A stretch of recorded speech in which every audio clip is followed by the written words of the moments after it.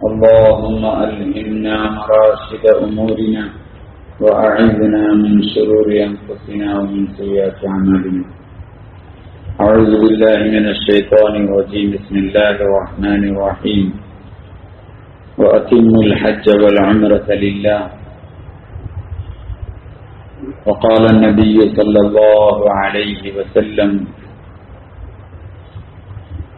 الحج المبرور ليس له جزاء إلا الجنة أو كما قال عليه الصلاة والسلام. ബഹുമാനമുള്ള മുഅ്മിനീങ്ങളെ, സഹോദരന്മാരെ, സ്നേഹിതന്മാരെ, അല്ലാഹു സുബ്ഹാനഹു വ തആല നമ്മുടെ ചൂടലിനെ ഖബൂലാക്കുമാറാവട്ടെ. നമ്മുടെ എല്ലാ തിന്മകളെയും നന്മകളാക്കാൻ പടച്ചവൻ യുദ്ധത്തെ കാരണമാക്കുമാറാവട്ടെ. അല്ലാഹു സുബ്ഹാനഹു വ തആല മനുഷ്യരുടെ ഈമാനിന്റെ കമാലിയത്ത്, ഈമാനിന്റെ പൂർത്തീകരണം അല്ലാഹു തആല ഓരോ മനുഷ്യന്റെയും മെഹനത്തിൽ, അവന്റെ അധ്വാനത്തിൽ, പരിശ്രമത്തിൽ വെച്ചിരിക്കുകയാണ്. എന്ന് വെച്ചാൽ അവരുടെ ഈമാനിനെ കമാലിയത്തിലേക്ക്, പൂർണ്ണതയിലേക്ക് സമ്പൂർണമാക്കുക, അതിലേക്ക് ചെയ്യേണ്ടത്, പരിശ്രമിക്കേണ്ടത് ഓരോ മനുഷ്യന്റെയും ഉത്തരവാദിത്തമാണ്. ഇതിനു വേണ്ടിയിട്ടാണ് അല്ലാഹു സുബ്ഹാനഹു വ തആല റസൂലുള്ളാഹി സ്വല്ലല്ലാഹു അലൈഹി വസല്ലം തങ്ങളുടെ ഉമ്മത്തികളിൽ വിശുദ്ധ ഖുർആൻ അവതീർണമാക്കുകയും നബിമാർ അലൈഹിസ്സലാത്തു വസ്സലാമിന്റെ സംഭവ ചരിത്ര യാഥാർത്ഥ്യങ്ങൾ അതിലൂടെ നമുക്ക് വിശദീകരിച്ചു വരികയും ചെയ്തു. ഈമാനിൽ പൂർണ്ണമായ ത്യാഗത്തിലൂടെ ഈമാൻ പൂർണ്ണമായി നേടിയെടുത്ത പ്രവാചകനായിരുന്നു ഹദ്റത്ത് ഇബ്രാഹിം അലൈഹിസ്സലാം. അതുകൊണ്ട് തന്നെ റസൂലുള്ളാഹി സ്വല്ലല്ലാഹു അലൈഹി വസല്ലം തങ്ങളുടെ ഉമ്മത്തികൾക്ക് ഇബ്രാഹിം അലൈഹിസ്സലാത്തു വസ്സലാമിനെ അല്ലാഹു വ്യക്തമായി ഒരു മാതൃകയാക്കാൻ വേണ്ടിയിട്ടാണ് പരിശുദ്ധമായ ഹജ്ജ് കർമ്മത്തെ അല്ലാഹു തആല നിശ്ചയിച്ചത്. പരിശുദ്ധമായ ഹജ്ജ് കർമ്മം ഈമാനിന്റെ പൂർത്തീകരണമാണ്. ഒരു മനുഷ്യൻ അല്ലാഹുവുമായി അവന്റെ ബന്ധം യാഥാർത്ഥ്യമാക്കാനുള്ള വഴിയാണ്. ഒരവസ്ഥയിലും പതറാതെ അല്ലാഹുവിന്റെ ഹുക്കുമിനെ ജീവിതത്തിൽ പൂർണ്ണമായി അന്വർത്ഥമാക്കി ജീവിച്ച ഒരു കുടുംബത്തിന്റെ ചരിത്രം നേരിൽ നോക്കിക്കാണാനാണ് ഹാജിമാരെ കൊണ്ടുവന്നത്. വർഷം വർഷം അല്ലാഹു ഹാജിമാരെ കൊണ്ടുവന്നത് അതിനു വേണ്ടിയിട്ടാണ്. എന്നുവെച്ചാൽ ഉമ്മത്തിൽ എന്നും ശരിയായ ഈമാനും യഖീനുള്ള ആൾക്കാർ നിലനിൽക്കണം. ഹജ്ജിന്റെ അമൽ എന്ന് പറഞ്ഞാൽ കുറച്ചെവിടെങ്കിലൊക്കെ പോയി എന്തെങ്കിലും ചെയ്തു വരലല്ല. ഹജ്ജിന് അതിനൊരു ഹഖീഖത്തുണ്ട്, അതിനൊരു യാഥാർത്ഥ്യമുണ്ട്, ഒരു ഉൾക്കാമ്പുണ്ട്. ആ ഉൾക്കാമ്പോട് കൂടി മനുഷ്യൻ ചെയ്യുന്ന അമലുകളാണ് അവന്റെ ഈമാനിലെ വർധനവുണ്ടാക്കുക എന്ന് പറഞ്ഞത്. ഏത് കാര്യം ചെയ്യുമ്പം ഇതെന്തിനു ചെയ്യുന്നു, അതിനൊരു പശ്ചാത്തലമുണ്ട്. ഏത് കാര്യമാവട്ടെ, ഹജ്ജിന്റെ ഏത് അമലുകളാവട്ടെ, ഹജ്ജിന്റെ എല്ലാ അമലുകളിലും അതിനൊരു വ്യക്തമായ പശ്ചാത്തലമുണ്ട്. അതിലേക്കാണ് മനുഷ്യരെ നേരിട്ട് വിളിച്ചു കൊണ്ടുപോകണം. അതുകൊണ്ട് ഹജ്ജ് കഴിഞ്ഞു വരുന്ന ഒരു ഹാജി പൂർണ്ണമായ ഈമാനോട് കൂടിയായിരിക്കണം മടങ്ങി വരേണ്ടത്. പൂർണ്ണമായ സിഫാത്തുകളോട് കൂടി. ഹജ്ജിന്റെ സിഫാത്തുകൾ, ഗുണങ്ങൾ എന്ന് വെച്ചാൽ ഇബ്രാഹിം അലൈഹിസ്സലാത്തു വസ്സലാമിന്റെ യഖീൻ, ഇബ്രാഹിം അലൈഹിസ്സലാത്തു വസ്സലാമിന്റെ യഖീൻ, ഈമാനിന്റെ യഖീൻ. ഇസ്മായിൽ അലൈഹിസ്സലാത്തു വസ്സലാമിന്റെ സബ്ർ, അനുസരണ. ഹാജർ റളിയല്ലാഹു അൻഹയുടെ തഹമ്മുൽ, അവരുടെ കഷ്ടപ്പാടുകൾ, പ്രതിസന്ധികൾ വരുമ്പോൾ സഹിക്കാനുള്ള മാനസികാവസ്ഥ. ഇതിൽ അള്ളാഹുവിനെ തൃപ്തിപ്പെടുത്തുകയും, മനുഷ്യൻ പ്രതിസന്ധി വരും, അതെന്തായാലും സഹിക്കേണ്ടി വരും. ഓന് ഇഷ്ടപ്പെട്ടാലും ഇല്ലെങ്കിലും സഹിക്കേണ്ടി വരും. പക്ഷേ ഹാജർ റളിയല്ലാഹു അൻഹയുടെയും ഇസ്മായിൽ അലൈഹിസ്സലാത്തു വസ്സലാമിന്റെയും ഇബ്രാഹിം അലൈഹിസ്സലാത്തു വസ്സലാമിന്റെയും ഒക്കെ ഗുണം പ്രതിസന്ധി വന്നപ്പോഴും സംതൃപ്തിയോട് കൂടി അതിനെ സഹിച്ചു എന്നുള്ളതാണ്. സംതൃപ്തിയോട് കൂടി സഹിക്കുക. പ്രശ്നം വന്നാൽ എല്ലാവരും സഹിക്കും, തലവേദന വന്നാൽ എല്ലാവരും സഹിക്കേണ്ടി വരും. ഒരു കാര്യത്തെ ഇതിന്റെ റബ്ബിന്റെ ഹുക്കുമാണെന്ന് മനസ്സിലാക്കി സംതൃപ്തിയോട് കൂടി അത് സഹിക്കൽ, അത് വേറെ കാര്യമാണ്. അതാണ് അല്ലാഹു ആഗ്രഹിക്കുന്നത്. അതിനു വേണ്ടിയിട്ടാണ് നമ്മളെ കൊണ്ടുപോണത്. ഹാജിമാരെ വിളിച്ചു കൊണ്ടുപോണതിനാണ്. ഹജ്ജിന്റെ മാസം അൽ ഹജ്ജു അശ്ഹുറും മഅലൂമ, പരിശുദ്ധ റമളാനിൽ നോമ്പനുഷ്ഠിച്ച് തഖ്വയുണ്ടാക്കി അല്ലാഹുമായി അടുത്തു തൊട്ടടുത്ത മാസം ശവ്വാലാണ്. ശവ്വാലും ദുൽഖഅദയും ദുൽഹിജ്ജയുടെ ഏകദേശം 10-14 ദിവസത്തോളം ഹജ്ജിന്റെ മാസങ്ങളും ദിവസങ്ങളുമാണ്. അതുകൊണ്ട് ഹജ്ജ് ചെയ്യുന്ന ഹാജി മാത്രമല്ല ഇതിന്റെ പങ്കാളി. ലോകത്തിലുള്ള മുഴുവൻ മുഅ്മിനീങ്ങൾക്കും ഹജ്ജിന്റെ മാസങ്ങളിൽ അവരിൽ കുറെ ഗുണങ്ങൾ ഉണ്ടാക്കാനുള്ള വഴി അല്ലാഹു വെച്ചിട്ടുണ്ട്. ഹാജിമാരെ യാത്രയാക്കൽ, ഹാജിമാരുടെ പോക്കും വരവും, അതിന്റെ ചിന്തകൾ, അതിന്റെ സംസാരങ്ങൾ, അടുത്ത് ദുൽഹിജ്ജയാകുമ്പോഴേക്കും അറവിന് വേണ്ടി തയ്യാറാവണം. നഖമോ മുടിയോ അല്ലെങ്കിൽ കളയേണ്ട രോമങ്ങളോ ഒന്നും ദുൽഹിജ്ജ 1 മുതൽ അറുക്കാൻ വിചാരിച്ചാൽ അറുക്കുന്നത് വരെ കളയാൻ പാടില്ല. ഈ നിലയിൽ ഹാജിമാരോടുകൂടി ഒരു ഐക്യദാർഢ്യം എന്ന പോലെ നാട്ടിൽ നിൽക്കുന്ന ആളുകളും ചെയ്യണം. അറഫയുടെ ദിവസം നോമ്പനുഷ്ഠിച്ച് അല്ലാഹുവിനോട് ദുആ ചെയ്യണം. എന്ന് വെച്ചാൽ ഹജ്ജിന്റെ ആ ലോകത്തുണ്ടാവുന്ന ഒരു മാറ്റം, ലോകത്തിന്റെ നാനാഭാഗത്തും ഈ ഹജ്ജിന്റെ പ്രകാശം എത്തുന്നുണ്ട്. എല്ലാ സ്ഥലത്തുനിന്നും ലബ്ബൈക്ക് ചൊല്ലി ഹാജിമാര് വരുമ്പോ ആ നാടുകളിലേക്ക് ആ ഈമാനിന്റെ പ്രകാശവും അതിന്റെ സിഫാത്തുകളും ഗുണങ്ങളും അതിന്റെ നൂറുമായിട്ടാണ് ഹാജിമാര് മടങ്ങി വരുന്നത്. അതുകൊണ്ട് ഈമാനിൽ വർധനവുണ്ടാവണം. ഓരോ പെരുന്നാളും അല്ലെങ്കിൽ ഓരോ ഹജ്ജും നമ്മുടെ ഈമാനിന്റെ വർധനവിനാണ്. ഹജ്ജിന്റെ ഓരോ രംഗങ്ങളും നമ്മൾ ഓർമ്മപ്പെടുത്താൻ, അത് വെറുതെ ഉള്ളതല്ല, വെറുതെ ഇങ്ങനെ അടിപൊളി ചുറ്റി നടക്കാനുള്ളതല്ല. ഓരോന്നും പ്രതീകാത്മകമായി, ഓരോന്നിനും അതിന്റെ ഹഖീഖത്തുണ്ട്, അതിന്റെ യാഥാർത്ഥ്യമുണ്ട്. എന്തിനാണ് കാബ ചുറ്റുന്നത്? എന്തിനാണ് ഒരു മനുഷ്യൻ കാബ ചുറ്റുന്നത്? തവാഫാണല്ലോ ഒരു അമൽ. എന്തിനാണ് കാബ ചുറ്റുന്നത്? വെറുതെ ഇങ്ങനെ ചുറ്റി നടക്കാനുള്ളതല്ല, കാബനെ ചെറുപ്പം നോക്കി ചുറ്റാനുള്ളതല്ല. ഉടമസ്ഥനായ അള്ളാഹുവിന്റെ അല്ലെങ്കിൽ നിന്റെ സൃഷ്ടാവും ഉടമസ്ഥനും പരിപാലകനുമായ അള്ളാഹുവിന്റെ വീടിന്റെ ദർബാറിന്റെ മുന്നിൽ എത്തിയിരിക്കാൻ ഹജറുൽ അസ്വദ് നിന്ന് തുടങ്ങാൻ. ഹജറുൽ അസ്വദ് തൊട്ട് കഴിഞ്ഞാൽ പിന്നെ മുൽത്തസമാണ്. വാദിന്റെയും ഹജറുൽ അസ്വദിന്റെയും ഇടയിലുള്ള സ്ഥലം മുൽത്തസം, പിന്നെ വാദിൽ, പിന്നെ അങ്ങോട്ട് പോയാൽ ഹിജർ ഇസ്മായിൽ, പിന്നെ അവിടുന്ന് ഇപ്പുറത്ത് വന്നാൽ റുക്കുനുൽ യമാനി, ഇപ്പുറത്തേക്ക് റുക്കുനുൽ യമാനി മുതൽ ഹജറുൽ അസ്വദ് വരെയുള്ള സ്ഥലം ദുആ ഖബൂലാവുന്ന സ്ഥലം. ഇങ്ങനത്തെ കബൂലിയത്തിന്റെ ഇപ്പുറത്തേക്ക് പോകുമ്പോൾ മഖാം ഇബ്രാഹിമിന്റെ ഏരിയ കൂടെയാണ് പോണത്. ഇങ്ങനെയുള്ള ഈ സ്ഥലം എവിടുന്ന് കൈവന്നിച്ചാലും കബൂലാകുന്ന സ്ഥലം. ഞങ്ങൾ ദുആ സ്വീകരിക്കാം. മുൽത്തസിമിൽ ഒരാൾ അയാളുടെ ശരീരം പറ്റിച്ചു നിർത്തി അയാളെ നെഞ്ഞു ചേർത്ത് അതിൽ കൈവച്ചു നിന്നാൽ അവന്റെ ദുആ തീർച്ചയായും കബൂലാകും എന്ന് നുബുവത്തിന്റെ നാവുകൊണ്ട് മുഹമ്മദ് റസൂലുള്ളാഹി സ്വല്ലല്ലാഹു അലൈഹി വസല്ലം തുറക്കല്ലേ പറഞ്ഞുതരാൻ പറ്റുള്ളൂ. മുഹമ്മദ് സല്ലല്ലാഹു അലൈഹി വസല്ലം തങ്ങളുടെ നുബുവത്തിന്റെ നാവ് കൊണ്ട് പറഞ്ഞു, ഒരു അടിമ അവന്റെ നെഞ്ഞ് മുൽത്തസിമിൽ ചേർത്തിട്ട് അവന്റെ റബ്ബിനോട് ചോദിക്കുകയാണെങ്കിൽ അവന്റെ റബ്ബ് അവന്റെ ദുആ സ്വീകരിക്കാതിരിക്കൂല. ആ സ്ഥലത്താണ് ഹജറുൽ അസ്വദിന്റെ അവിടെ ദുആ കബൂലാവും. തൊട്ടടുത്ത് മുൽത്തസം, പിന്നെ അള്ളാഹുവിന്റെ പരിശുദ്ധമായ വീടിന്റെ വാതിലാണ്. ഏത് മനുഷ്യന്റെ വാതിൽക്കൽ വന്ന് ചോദിച്ചാലും കൊടുക്കുന്നവർ, ഒരു പരിശുദ്ധവാനായ ഔദാര്യവന്മാരിൽ വെച്ച് ഏറ്റവും വലിയ ഔദാര്യവാനായ ഒരു ഉടമസ്ഥന്റെ ദർബാറിന്റെ വാതിൽക്കൽ പോയി ചോദിച്ചാൽ ആ വാതിൽ പിടിച്ചു നിന്നൊരാള് അള്ളാഹുവിനോട് ചോദിക്കുകയാണെങ്കിൽ അവൻ എങ്ങനെ തട്ടിവിടും? നമ്മളെ വീട്ടിന്റെ വാതിൽക്കൽ വന്നാൽ പോയി നമ്മളാട്ടൂല. ഇങ്ങനെയുള്ള ഓരോരുത്തരം മഖാം ഇബ്രാഹിമിന് തൊട്ടടുത്തൂടെയാണ് പോണത് തവാഫ്. അത് കഴിഞ്ഞിട്ട് പിന്നെ റുക്നുൽ യമാൻ, പിന്നെ ഹിജർ ഇസ്മായിലിന്റെ ഭാഗത്തു കൂടിയാണ് പോണത്. വളച്ചുകെട്ട് ഒരു ഏരിയ മൊത്തം വളച്ചു കെട്ടിയിട്ടുണ്ട്. അവിടെ ദുആ ഖബൂലാണ് സ്ഥലമാണ്. മീസാബുർ റഹ്മ പാർട്ടി അതിന്റെ നേരെയാണുള്ളത്. ഇങ്ങനെയുള്ള ഒരു സ്ഥലത്ത് കൂടി കുറ്റക്കാരനായ അനുസരണകെട്ട ഒരു അടിമയായ ഞാൻ പടച്ചവനെ യാചകനായി നിന്റെ വീട്ടിന്റെ വാതിൽക്കൽ കൂടെ വരികയാണ്. പിന്നെ ഒന്നുകിൽ മഖാം ഇബ്രാഹിം എന്ന് കബൂലാക്ക്, മുൽത്തസിം എന്ന് കബൂലാക്ക്, അല്ലെങ്കിൽ വാതിലിന്റെ അടുത്തുനിന്ന് കബൂലാക്ക്, അല്ലെങ്കിൽ ഹിജർ ഇസ്മായിലിന്റെ അടുത്തുനിന്നെങ്കിലും ഇതിനെ സ്വീകരിക്ക്, അല്ലെങ്കിൽ റുക്നുൽ യമാനി മുതൽ ഹജറുൽ അസ്വദ് വരെയുള്ള സ്ഥലത്തെങ്കിലും അല്ലാഹു എവിടെ നിന്നെ ഒഴിവാക്കല്ലേ, ഏതെങ്കിലും ഒരു സ്ഥലത്ത് നിന്ന് സ്വീകരിക്കണേ.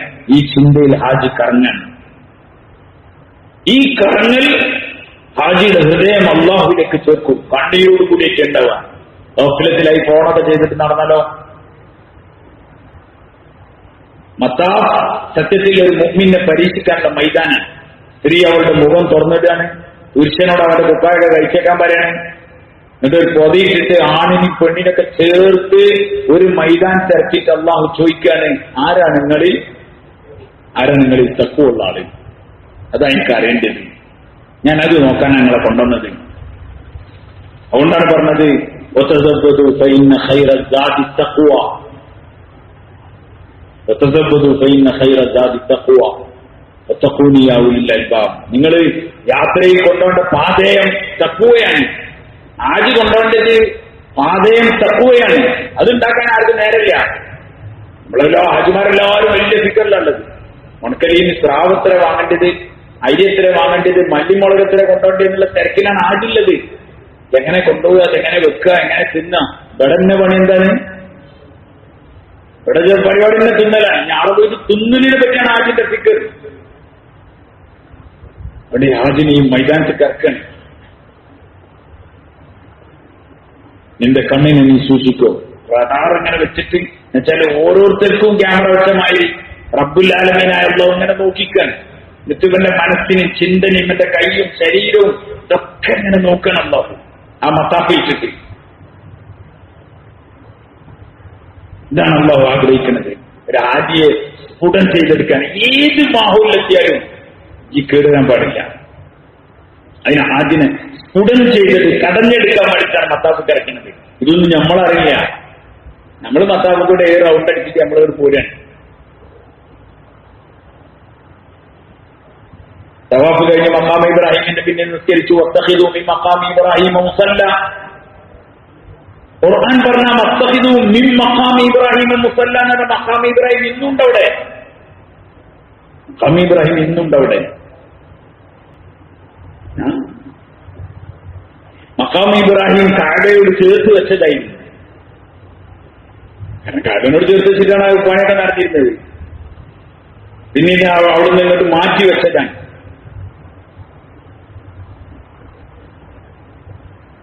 പിന്നീട് കുറച്ചും കൂടെ മാറ്റി വെച്ചതാണ്. മഖാം ഇബ്രാഹിമിന്റെ പിന്നെ നിസ്കരിച്ചതിന് ശേഷം വെള്ളം കുടിച്ചിട്ട് ദംസം കുടിക്കാൻ. സാർമാര സ്നേഹമാരെ, ഒരു മനുഷ്യന് ഈമാൻ ഡാൻ വേറെ പോണ്ട, ഒരു ദംസം നോക്കിയാൽ മതി. ദംസങ്ങൾ ടിന്നിലാക്കി 10 കൊല്ലോ 20 കൊല്ലോ വെച്ച് നോക്കി ദംസത്തിനൊരു കുഴപ്പമുണ്ടാവില്ല. ദംസം ആ ആളുകൾ ഇങ്ങനെ കുടിച്ചുകൊണ്ടിരിക്കാൻ. ഇപ്പം തന്നെ എത്രയോ ലക്ഷക്കണക്കിന്, ഹജ്ജിനേക്കാൾ കൂടുതൽ ആളുണ്ട് എന്ന് വേണമെങ്കിൽ പറയാം. അത്രത്തോളം ആളുകൾ റമദാനിലുണ്ട്. ഓലൊക്കെ കുടിച്ചു, ഓരൊക്കെ നാട്ടിൽ കൊണ്ടുപോയി ആ ദംസം. ശേഷം സഫയിലേക്ക് കയറാൻ. കാരണം സഫന്ന് ഭയങ്കര റാത്തിലല്ല. ഒരു സഫ ഉണ്ടായിരുന്നു, മുള്ളുകളും കൂർത്ത കല്ലുകളും ഉണ്ടായിരുന്നു. വിശന്ന് കരയുന്ന ഒരു കൈക്കുഞ്ഞിന് ഒരു തുള്ളി വെള്ളം എവിടെന്നെങ്കിലും കിട്ടുമെന്ന് വിചാരിച്ചൊരു ഉമ്മാന്റെ വേദന, സ്വന്തം ദാഹം ഒരു മനുഷ്യൻ എത്രയും സഹിക്കും. പക്ഷെ ഒരു സ്വന്തം ചെറിയ കുട്ടിന്റെ, സ്വന്തം മോന്റെ ദാഹം ഒരു ഉമ്മക്ക് സഹിക്കാൻ കഴിയില്ല. ആ വിഷമത്തിന്റെ പേരിൽ ഹാജർ റളിയല്ലാഹു അൻഹു ഓടിയ ഓട്ടം ഖിയാമത്ത് നാൾ വരെല്ലാം മനുഷ്യനോട് പറയാൻ, നിങ്ങൾ അതേ സ്ഥലത്തൂടെ വന്ന് ഓടി, അതേ സ്ഥലത്തൂടെ വന്ന് ഓടി. അതാണ് സഫാ മർവ. എത്ര വേദനയോടുകൂടിയൊക്കെ ഉമ്മ നടന്നിരുന്നത്. ആരുമില്ലാത്ത സമയത്ത് കുട്ടിനാക്കി പോയതാണ്. അവസാനം പിന്നെ വാപ്പ വരുന്ന ഇബ്രാഹിം അലൈഹി സ്വലാം വരുന്നത് കുട്ടിനെ അറുക്കാനാണ്. മിനയിലേക്ക് പോയി, മൻഹറിലേക്ക്. ഇബ്രാഹിം അലൈഹി സ്വലാം കുട്ടീനെ കൂട്ടി പോവാണ്. ഒറ്റ കാലിച്ചൊക്കെ മതി. ഒരു മനുഷ്യനില്ലാത്ത, ഇന്ന് തന്നെ നമ്മള് അജ്ജൊന്നല്ലാത്ത സീസണിൽ മീനെ പോയൊക്കെ നമ്മൾ ആകെ ബേജാറാവും. കാരണം കുറെ പാറയും കുറെ കുന്നും കുറെ ഇതും മാത്രമല്ലല്ലോ വേറെ എന്തും. ആകെ മക്കത്തുള്ളത് 3 ആൾക്കാരാണ്. അർക്കന്, ഹാജർ റളിയല്ലാഹു അൻഹയും പിന്നെ ഇസ്മായിൽ അലൈഹി സ്വലാമും പിന്നെ ഇബ്രാഹിം അലൈഹി സ്വലാമും. ഇവർ രണ്ടത് പോയി കുട്ടീനെ അറക്കാൻ വേണ്ടി പോവാണ്. കുട്ടീനെ മീനെ കാണിച്ചു കൊടുക്കാൻ കൊണ്ടുപോകല്ല, മൂർച്ചുള്ള കത്തി വെച്ചാണ് വന്നത്. എന്നിട്ട് മകനോട് പറഞ്ഞു അടക്കിയപ്പം, മോനെ നിന്നെ അറക്കണമെന്ന് എനിക്ക് അല്ലാഹുവിന്റെ ഭാഗത്ത് അറിയിക്കുന്നുണ്ടായിരുന്നു. ഇന്നി അറാ ഫിൽ മനാം അന്നി അസ്ബഹക ഫൻദുർ മാദാ തറാ. ഇന്നി അറാ ഫിൽ മനാം അന്നി അസ്ബഹക ഫൻദുർ മാദാ തറാ. മോനെ, ഞാൻ സ്വപ്നം കണ്ടിട്ടുണ്ട് നിന്നെ അറക്കണമെന്ന്. ഫൻദുർ മാദാ തറാ, എന്താ നിന്റെ അഭിപ്രായം? ഉമ്മാന്റെ അടുക്കൽ കഴിഞ്ഞുകൂടിയ മോൻ പറയാണ്, യാ അബതി ഫഅൽ മാ തുഅ്മർ, യാ അബതി ഫഅൽ മാ തുഅ്മർ. ഉപ്പ, നിങ്ങൾ അർത്തോളി, നിങ്ങളോട് എന്താണോ കൽപ്പിക്കപ്പെട്ടത് നിങ്ങൾ പ്രവർത്തിച്ചോളി. സത്യത്തിൽ ചോദിക്കേണ്ടത്, അത് ശരി, ഇത്ര കാലം ഞാനും എന്റെ ഉമ്മയും കഷ്ടപ്പെട്ട് ഇവിടെ വെയിലും കൊണ്ട് ഇവിടുന്ന് കിട്ടിയ വെള്ളം കുടിച്ച് ജീവിക്കായിരുന്നു, ഇപ്പൊ നിങ്ങൾ ഞങ്ങൾ അറക്കാനാ വന്നതില്ലേ എന്നായിരുന്നു സത്യത്തിൽ നമ്മളെ മക്കളാണെങ്കിൽ ചോദിക്കുക, നമ്മളാണെങ്കിലും ചോദിക്കുക. കാരണം നമുക്ക് കിട്ടുന്ന തെർബിയത്ത് അങ്ങനത്തതാണ്. നമുക്ക് നമ്മളെ തെർബിയത്ത് അള്ളാഹിനെ പറ്റിയോ ആഖിറത്തിനെ പറ്റിയോ അള്ളാഹുവിന്റെ വിധിവിലക്കുകളെ പറ്റിയോ നമുക്ക് ഐഡിയ ഇല്ല. പക്ഷേ ഉമ്മയിൽ നിന്ന് ഇസ്മായിൽ അലൈഹി സ്വലാത്തു വസ്സലാം പഠിച്ചത് ഉടമസ്ഥനായ അള്ളാഹുവിനെ അനുസരിക്കണം എന്നാണ്. അതുകൊണ്ടാണ് ഒറ്റക്ക് കൊണ്ടാക്കിയപ്പോൾ ആ അള്ളാഹു അമറക ബിഹാദ, അള്ളാഹു നിങ്ങളോട് കൽപ്പിച്ചതാണോ ഇത് എന്ന് ചോദിച്ചപ്പം ഇബ്രാഹിം അലൈഹി സ്വലാം അതേ എന്ന് പറഞ്ഞപ്പം ഇതന്നെ യുദയ്യുഅനല്ലാഹ്, എന്നാൽ അള്ളാഹ് ഞങ്ങളെ പാഴാക്കൂല എന്ന് പറഞ്ഞത് ഈ ഉമ്മയായിരുന്നു. അതുകൊണ്ട് ആ ഉമ്മക്ക് അള്ളാഹിനെ അറിയാം. അതുകൊണ്ട് ഹാജർ റളിയല്ലാഹു അൻഹ മോനോട് പഠിപ്പിച്ചത് അതായിരുന്നു. അതുകൊണ്ട് അള്ളാഹു നിന്നെ അർക്കണമെന്ന് പറഞ്ഞപ്പം യാ അബതി ഫഅൽ മാ തുഅ്മർ, അള്ളാഹ് നിങ്ങളോട് എന്താണോ കൽപ്പിക്കപ്പെട്ടത്, തങ്ങളോട് കൽപ്പിച്ചത് അത് നിങ്ങൾ പ്രവർത്തിച്ചോളി. യാ അബതി ഫഅൽ മാ തുഅ്മർ സതജിദുനി ഇൻഷാ അല്ലാഹു മിനസ് സാബിരീൻ, എന്നെ ക്ഷമാശീലന്മാരെ കൂട്ടത്തിൽ നിങ്ങൾ എന്തായാലും എത്തിക്കും ഉമ്മ എന്ന് പറഞ്ഞു, ഉപ്പ എന്ന് പറഞ്ഞു. അല്ലാഹു തആല വിശുദ്ധ ഖുർആനിൽ പറയുന്നുണ്ട്, ഫലമ്മാ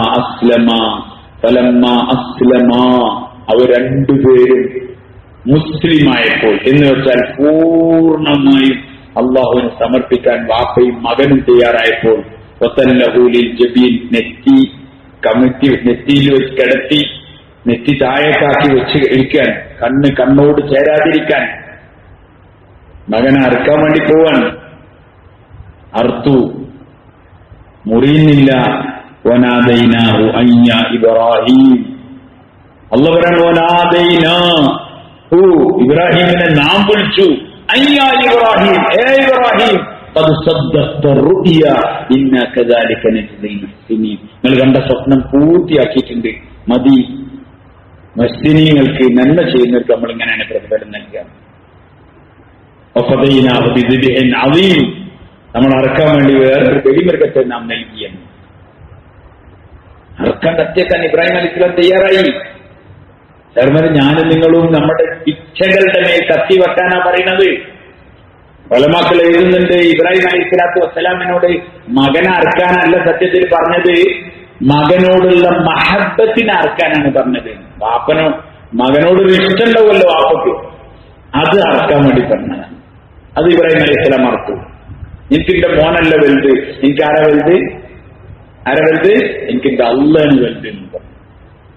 അത് പൂർത്തിയാക്കി കാണിച്ചിട്ട് അള്ളാഹു പറഞ്ഞു മദീന. അതുകൊണ്ട് സാധാരണ സ്നേഹമാരെ നമ്മളോട് ഈ കാര്യം തന്നെയാണ് അള്ളാഹു പറയുന്നത്. അതുകൊണ്ട്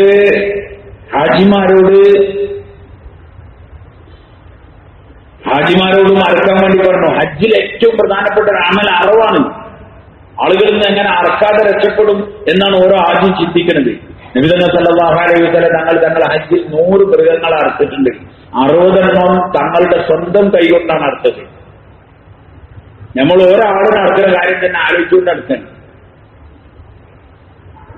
നാട്ടിൽ നിൽക്കുന്നവരോട് ഉദിയത്ത് അറക്കാൻ വേണ്ടി പറഞ്ഞു. മൻ വജദ സഅതൻ ലിയുദ്ഹിയ ഫലം യുദ്ഹി ഫലാ യഹ്ദുർ മുസല്ലാന, ആർക്കെങ്കിലും ഉദിയത്ത് അറക്കാനുള്ള സാമ്പത്തിക അവസ്ഥ ഉണ്ടായാൽ അവർ ഉദിയത്ത് അറുത്തുകൊള്ളട്ടെ. അതിന് ആരെങ്കിലും ഉദിയത്ത് അറക്കാനുള്ള സാമ്പത്തിക അവസ്ഥകൾ ഉണ്ടായിട്ട് അവൻ അറുത്തിട്ടില്ലെങ്കിൽ ഫലാ യഹ്ദുർ മുസല്ലാന, അവൻ നമ്മളുടെ ഈദ്ഗാഹിലേക്ക് വരണ്ട, നമസ്കാരത്തേക്ക് വരണ്ടാണ്. ഉദിയത്ത് അറക്കാന്ന് പറഞ്ഞതിനുള്ള അവസ്ഥ പറഞ്ഞാൽ ഭാര്യ മക്കൾക്കുള്ള ചെലവ് കൊടുക്കാനും അന്നത്തെ പെരുന്നാളിന്റെ അന്ന് രാവും പകലുള്ള ചെലവും കഴിഞ്ഞ് ഒരു ഉദിയത്ത് ഇറക്കാനുള്ള ഒരു മൃഗത്തിന്റെ പൈസ ഉണ്ടെങ്കിൽ അവൻ അറക്കണം എന്നാ. ഇതിനാരെ ഒഴിവാക ഈ സമുദായത്തിൽ? അതുകൊണ്ട് സാറുമാരെ സ്നേഹന്മാരെ, ഹജ്ജിന്റെ ഓരോ അമലുകളും നമ്മുടെ ഈമാനിന്റെ പൂർത്തീകരണത്തിലുള്ളതാണ്. ഇബ്രാഹിം അലൈഹിസ്സലാത്തു വസ്സലാം മോനെയും കൊണ്ട് ഇങ്ങനെ പോവാൻ മിനയിലേക്ക് അറക്കാൻ വേണ്ടിയിട്ട്. ഇബ്രാഹിം അലൈഹിസ്സലാമിന്റെ ഉള്ളത്തേക്ക് നിങ്ങൾ ഒറ്റ ആലോചിച്ച് നോക്കി. കുറെ കാലത്തിന് ശേഷം ഈ കുട്ടീനെ കണ്ടതാണ്. നമുക്ക് നമ്മളെ കുട്ടികളെ മേലെ കത്തി വെക്കുന്ന കാര്യം ആലോചിക്കാനും കൂടി പറ്റൂല. ഓപ്പറേഷനും കൂടി നമുക്ക് സമ്മതിക്കാൻ കഴിയുന്നില്ല. അവിടെ മാർക്കറ്റിലാണെങ്കിൽ കാലത്ത് പിടിച്ചാലും കൂടി കാരണം നമ്മൾ പിടിച്ചു കൊടുക്കൂല. ഞാൻ എന്നോട് കഴിയില്ല, അറിയും ഓടി തടിയെടുക്കാൻ. നമ്മളെ മക്കളെ അങ്ങനെ സ്നേഹിക്കുന്നു. ഇബ്രാഹിം അലൈഹി സ്വലാത്തു വസ്സലാം കാലങ്ങളായി മോന്റെ കൂട്ടത്തിലില്ല. അവസാനം വന്നത് ഈ കുട്ടിനെ കൊണ്ട് അടക്കാനാണ്. മിനയിലേക്ക് പോകുമ്പോൾ ശൈത്താൻ വസ്വസ് ഉണ്ടാക്കാൻ തുടങ്ങി. സ്വാഭാവികം. ശൈത്താന്റെ വസ്വസക്ക് നേരെ ഇബ്രാഹിം അലൈഹി സ്വലാത്തു വസ്സലാം ചരൽ വാരിക്ക് എറിഞ്ഞാട്ടി. അതിന്റെ പ്രതീകമായിട്ടാണ് ജംറകളിലെ ഏറ്. പക്ഷെ ജംറകളിൽ ഏറ് എന്ന് പറഞ്ഞാൽ ആൾക്കാർ വിചാരിക്കുന്നത് ഒരു ബോർഡുമായി ഇങ്ങനെ ഉണ്ടാക്കിയിട്ടാണല്ലേ.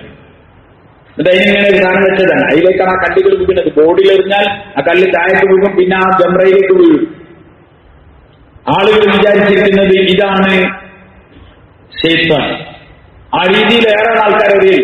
ജംറക്കൊക്കെ ആൾക്കാർ എറിഞ്ഞ ഊക്കും ഓല ദേഷ്യമൊക്കെ കണ്ട വിചാരിക്കും ഇത് ശൈത്താൻ അറിയാണ്.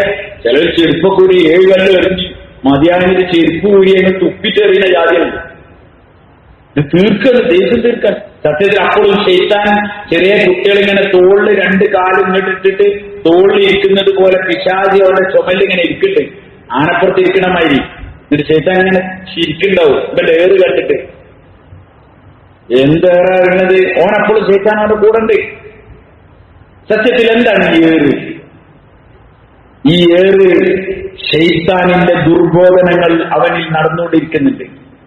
ശൈത്താനിന്റെ വസ്വതകൾ അവനെ നശിപ്പിക്കാനും അവനെ നരകത്തിൽ ചെന്നെത്തിക്കാനും പറ്റുന്ന നിലയിലുള്ള ഒരുപാട് ദുർഗുണങ്ങൾ അവന്റെ ജീവിതത്തിലുണ്ട്.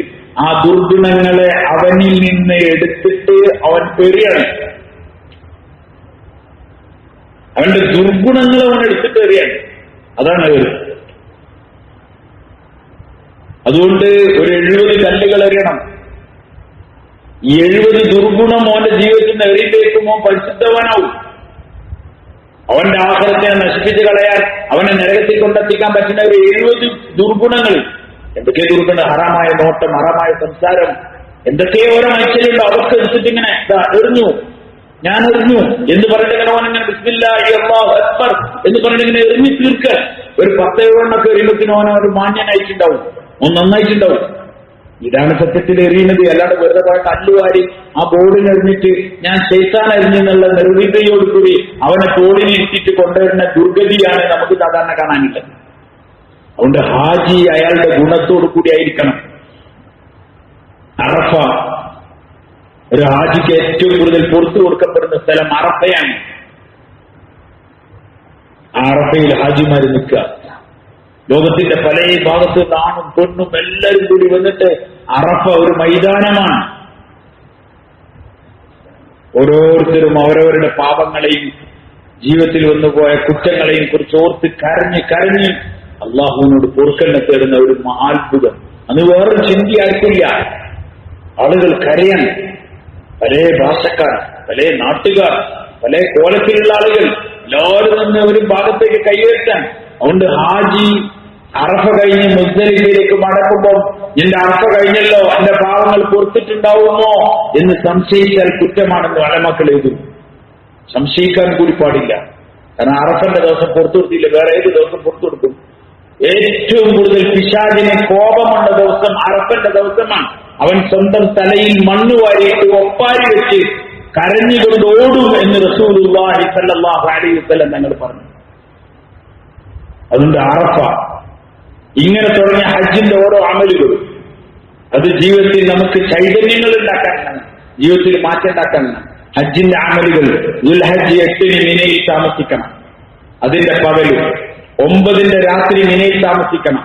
പക്ഷേ 9 രാത്രി താമസിച്ച് ഒരു 10 മണി 12 മണിയൊക്കെ ആകുമ്പോഴേക്കും പിന്നെ അറഫയിലേക്ക് കൊണ്ടുപോകും. കാരണം എന്താണ്? അത്ര കൂടുതൽ ലക്ഷക്കണക്കിന് ഹാജിമാര് രാവിലെ എഴുന്നേറ്റിട്ട് പോയാൽ ചിലപ്പോൾ അറഫയിൽ എത്തലുണ്ടാവില്ല. അതുകൊണ്ട് അറഫയുടെ സൗകര്യത്തിന് വേണ്ടി ദുൽഹജ്ജ് 9 അർദ്ധരാത്രിക്ക് ശേഷം ചിലപ്പോൾ കൊണ്ടാൽ മതിയാവും. അങ്ങനെ വാശിയും പിടിച്ച് നിൽക്കണ്ട, കൊണ്ടുപോകണമെങ്കിൽ പോണം കൂട്ടത്തിൽ. പിന്നെ ദുൽഹജ്ജ് 9 അന്ന് പകൽ ളുഹ്ർ മുതൽ മഗ്രിബ് വരെയുള്ള സമയം അറഫയിലാണ്. ദുആയിലും കരച്ചിലും അള്ളാഹുവിനെ തൃപ്തിപ്പെടുത്തുന്നതിലും ദിക്റുകളുമായിട്ട് കഴിഞ്ഞുകൂടണം. മഗ്രിബ് ളുഹ്ർ മാത്രം അറഫയിൽ നമസ്കരിക്കുക. അതിനുശേഷം മഗ്രിബോടുകൂടി ഉറൂബിന് ശേഷം, മഗ്രിബ് ആയതിനു ശേഷം അറഫയിൽ നിന്ന് മുസ്ദലിഫയിലേക്ക് നടക്കുക. അറഫയിൽ നിന്ന് മുസ്ദലിഫയിൽ എന്നുവെച്ചാൽ മിന, മുസ്ദലിഫ, അറഫ ഇങ്ങനെയാണ് സ്ഥലമുള്ളത്. ഇങ്ങനെയാണ് ആ സ്ഥലമുള്ളത്. നമ്മുടെ നാട്ടിൽ നിന്ന് ഇവിടുന്ന് കോഴിക്കോട് പോവുകയാണെങ്കിൽ ഇവിടുന്ന് പോകുമ്പോൾ പൂക്കോട്ടൂര്, വെള്ളോമ്പുറം, ഇതേപോലെ മിന, മുസ്ദലിഫ, അറഫ.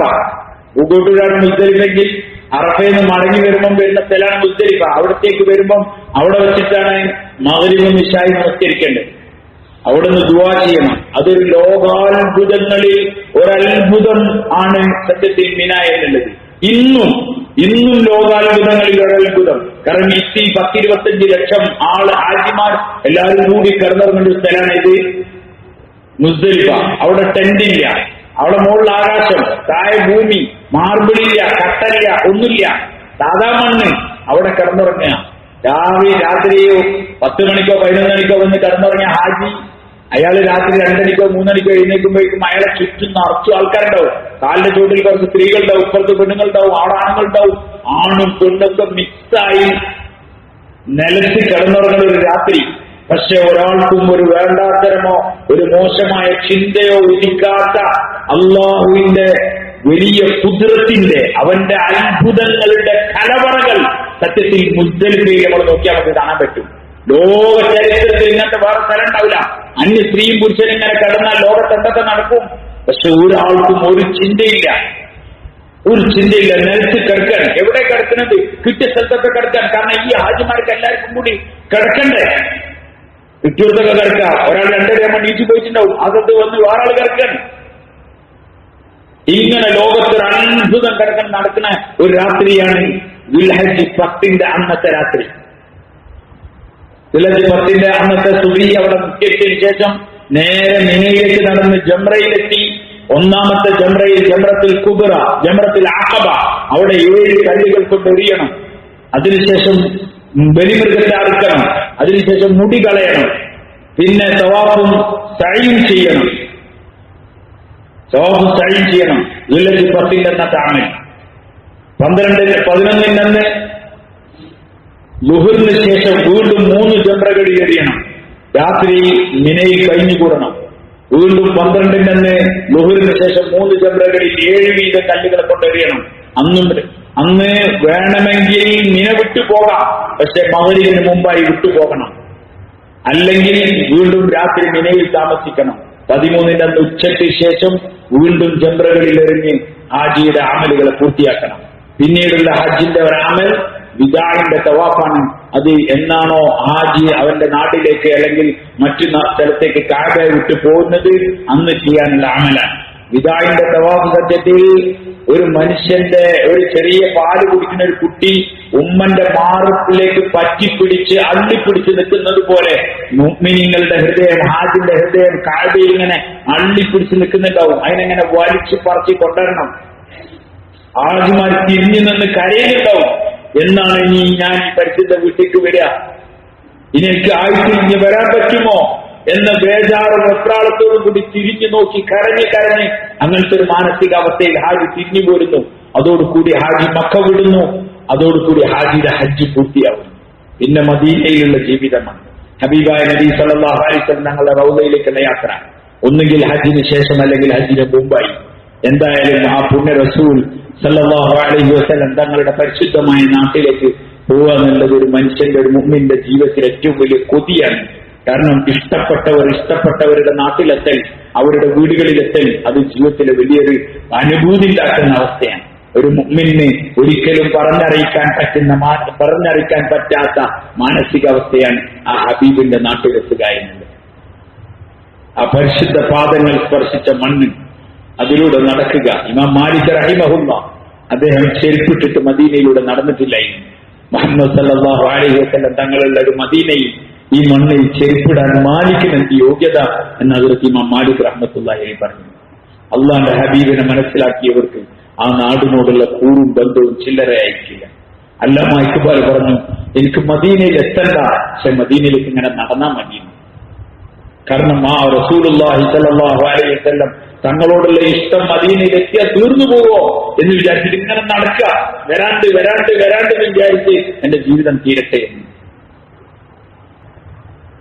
അതുകൊണ്ട് മദീനയോടുള്ള ഇഷ്ടം അത് ഹബീബായ നബി സല്ലല്ലാഹു അലൈഹി വസല്ലം തങ്ങളോടുള്ള ഇഷ്ടമാണ്. മസ്ജിദ് നബവിയിൽ നിന്നുള്ള നമസ്കാരം, അമലുകൾ. അതുകൊണ്ട് സഹോദരന്മാരെ, സ്നേഹിതന്മാരെ, ഇങ്ങനെ ഒരു ഇസ്ലാമിന്റെ ശരിയായ ഒരു ജീവിത രീതി നമ്മുടെ ജീവിതങ്ങളിൽ ഇടക്കിടക്ക് ഇങ്ങനെ ഉണ്ടാവുക. അതിന്റെ ഓർമ്മക്കുറിപ്പുകൾ ഉണ്ടാകുക, നബിതങ്ങളോടും സഹാബാക്കളോടുള്ള ബന്ധങ്ങൾ ഉണ്ടാവുക. ഉഹദിൽ ഹദ്റത്ത് ഹംസ റളിയല്ലാഹു അൻഹു, ഉഹദിൽ മുസ്അബ് ബിൻ ഉമൈർ റളിയല്ലാഹു അൻഹു, അവരൊക്കെ ഖബറുകളുണ്ട്. അവരൊക്കെ ഖബറിന്റെ മുന്നിൽ പോയി നിന്ന് ജീവിതത്തിനെ പറ്റി ഒന്ന് ആലോചിക്കുന്നത് നന്നായിരിക്കും. നമ്മൾ എന്തിനു വേണ്ടി ജീവിച്ചു, അവരെന്തിനു വേണ്ടി ജീവിച്ചു. അതുകൊണ്ട് ജീവിതങ്ങളെ നന്നാക്കാനും ചിട്ടപ്പെടുത്താനും അള്ളാഹുവിലേക്ക് അടുക്കാനുമുള്ള മാർഗമാണ് സത്യത്തിൽ അള്ളാഹുവിന്റെ മാർഗത്തിൽ പടച്ചവന്റെ തൃപ്തിയെ ലക്ഷ്യമാക്കി പരിശുദ്ധ ഹറമുകളിലേക്കുള്ള യാത്ര. അള്ളാഹു തആല വിശുദ്ധ ഖുർആനിൽ വ്യക്തമായി പറയുന്നുണ്ട്, നിങ്ങൾ ഹജ്ജും ഉംറയും അള്ളാഹ്ക്ക് വേണ്ടി പൂർത്തിയാക്കണമെന്ന്. വേറൊരു ലക്ഷ്യം നിങ്ങൾക്ക് ഉണ്ടാവരുത്. മൻ ഹജ്ജ ലില്ലാഹ് വലം യഫ്സുഖ് വലം യർഫുഖ് റജഅ കയൗമി വലദത്ഹു ഉമ്മു. ആരെങ്കിലും ഹജ്ജ് ചെയ്താൽ അള്ളാഹ്ക്ക് വേണ്ടി, എന്നാൽ ഉമ്മ പ്രസവിച്ച ദിവസം പോലെയാണ് കുറ്റകൃത്യങ്ങളിൽ നിന്നും പാപങ്ങളിൽ നിന്നും ഒഴിവായി അള്ളാഹ്ക്ക് വേണ്ടി ഹജ്ജ് ചെയ്യുന്നവർക്ക് വേണ്ടി അള്ളാഹു നൽകുന്ന പ്രതിഫലം. അതുകൊണ്ട് അള്ളാഹിന്റെ തൃപ്തിക്ക് വേണ്ടി ചെയ്യണം. ഉളിയതിനെ കുറിച്ച് അള്ളാഹു പറഞ്ഞു,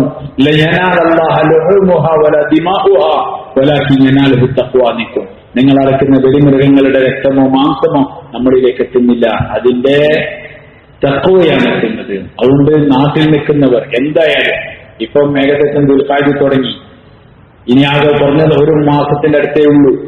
ഇപ്പം തന്നെ ഒരു ബലിമൃഗം വാങ്ങി അതിനെ പോറ്റി അതിനെ വളർത്തി ബലി പെരുന്നാളിന്റെ ദിവസം നിങ്ങൾ അറുക്കാനുള്ള ശ്രമം നടത്തണം.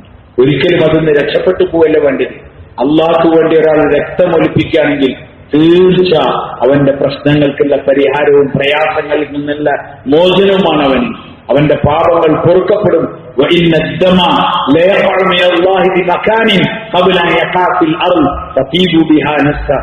റസൂലുള്ളാഹി സ്വല്ലല്ലാഹു അലൈഹി വസല്ലം തങ്ങൾ പറഞ്ഞു, ബലിമൃഗത്തിന്റെ രക്തം ഭൂമിയിലെത്തുന്നതിന് മുമ്പ്